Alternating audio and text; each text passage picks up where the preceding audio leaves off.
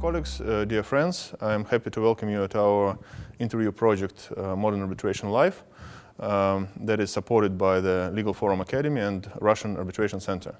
Within this project, we discuss with the leading Russian and foreign lawyers some practical issues of dispute resolution. And today we are very happy to welcome Kevin Нэsh from Singapore, Director of SIAC and Deputy Registrar of SIAC. Kevin, welcome. Thank you for coming. Yeah, good to be here. SIAC, Singapore International Arbitration Center, is considered now one of the leading arbitration institutions in the world by one of the latest surveys of Queen Mary University.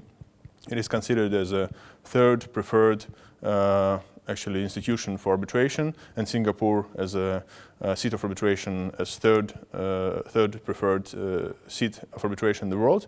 And in Asia, it's number one, as far as I understand. So please, Kevin, can you make some overview what makes SIAC actually different? What are the main features that make SIAC so attractive for the users? Sure.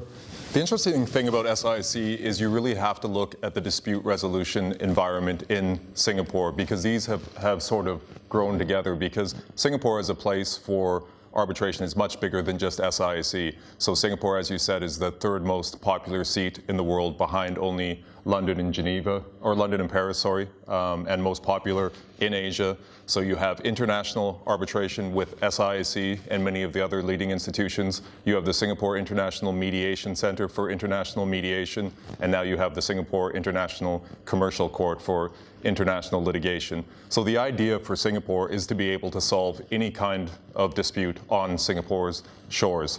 So SIAC and Singapore have grown together.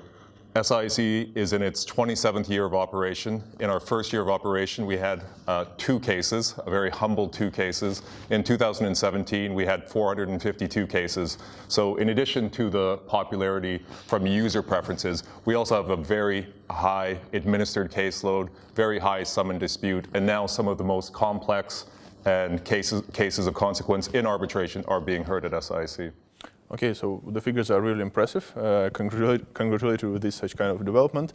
And I will just straight away would like to ask, so what types of disputes are now being handled by SIAC, from which industries?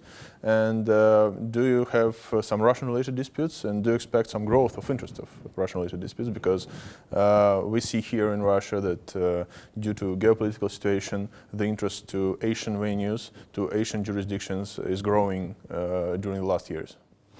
So we see a wide variety of disputes, a lot of commercial disputes, international trade, corporate, some big project and engineering disputes. Singapore is also one of the busiest container ports in the world, so we have a lot of shipping and maritime disputes. Singapore is also a hub for IP. We have a specialized panel of arbitrators for IP disputes. So we really do see the gamut of disputes. In terms of Russian parties, we are seeing a lot of interest from Russian parties, and that kind of makes sense when you look at some of the counterparties. So if you had a Russian investment into Southeast Asia, for instance, and you had a Southeast Asian counterparty, and you were looking at that neutral forum that will be agreeable to both sides, you can see, because of Singapore's reputation for neutrality, transparency, how both the Russian party and the Southeast Asian party, as the case may be, both would be very comfortable in Singapore.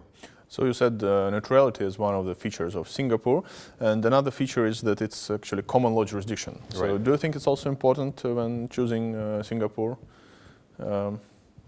That's a good point, because if you look at the map, Singapore and Malaysia are effectively a pocket of common law surrounded by civil law countries. So Singapore's adoption of the UNCITRAL model law was a really important shift to be able to make both Singapore as a seat and SIAC accessible to civil law practitioners.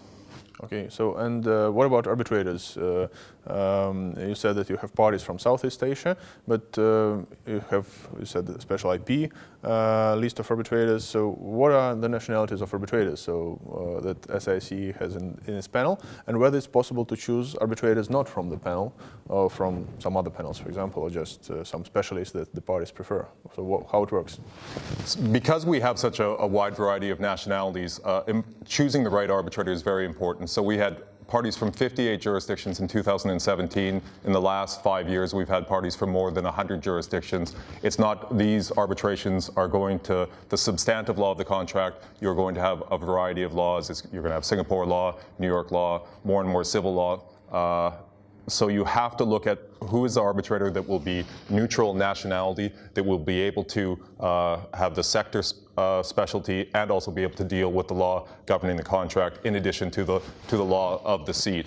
The SIAC panel, we have a public panel, but it's also an open panel. So if the institution is called upon to make the appointment, we'll typically appoint from the SIAC panel, but if it's a very specialized dispute, we can also appoint an expert that's not on the panel of arbitrators. As for the parties are free to nominate an arbitrator of their choice, so the nominated arbitrator can be from the SIAC panel or can be from off the panel as well. Of course, all of this is subject to confirmation by the president of the court. Okay, so for sure, arbitrator is the key person in arbitration, but when we speak about administrative arbitration, so it's always interesting how the institution is being organized. So as I mentioned, you are the center director, deputy registrar. Can you tell a little bit about the people behind the SIAC? What is the structure, how it works actually? Sure. So in 2013, because SIAC was growing at such an exponential rate, we changed the structure of SIAC. So now we have an SIAC board of directors that is in charge of corporate governance, overall operations, and the chairman of the board of directors is Devinder Singh, senior counsel in Singapore, one of the most revered lawyers in Asia Pacific. So that is the board that handles the corporate side of things. Relevantly for parties at SIAC arbitrations in terms of the decisions that are going to be taken is that we have the SIAC Court of Arbitration. So the president of the SIAC Court, of course, is Gary Bourne. Vice Presidents Lucy Reed and Kavinder Bull, Senior Counsel in Singapore. And the court is the body that's making all of the most important procedural decisions in an SIAC arbitration. So prima facie objection to jurisdiction, the president is appointing the arbitrators in consultation with members of the court, challenges to arbitrator, decisions on consolidation, joinder. At the end of the arbitration, when we review the award, we can also consult with the court. So the court is that body that's making all of the key decisions. In my capacity as deputy registrar, I oversee the legal team alongside the registrar.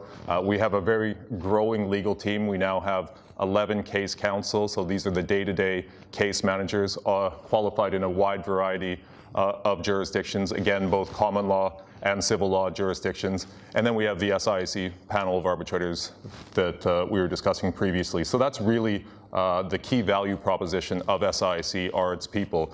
SIAC board, SIAC court, SIAC secretariat, and the SIAC panel of arbitrators.